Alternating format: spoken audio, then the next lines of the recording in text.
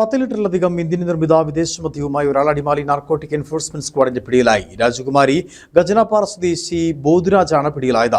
ഗജനാപ്പാറയിൽ വെച്ച് ബൈക്കിൽ കടത്തുകയായിരുന്ന മദ്യമാണ് narcotic enforcement squad പിടിച്ചെടുത്തത്.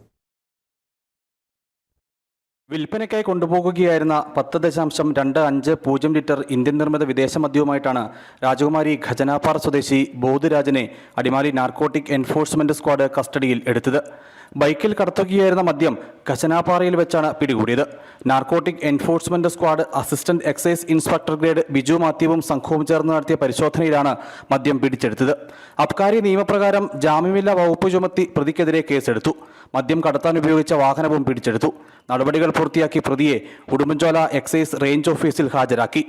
Assistant excise inspector grade Dileep N K, preventive officer Sudheer V R, Manuel N J, civil excise ഓഫീസർമാരായ Suresh K M, Muhammad Hashim, Ali Ashkar എന്നിവരും പരിശോധനയിൽ പങ്കെടുത്തു.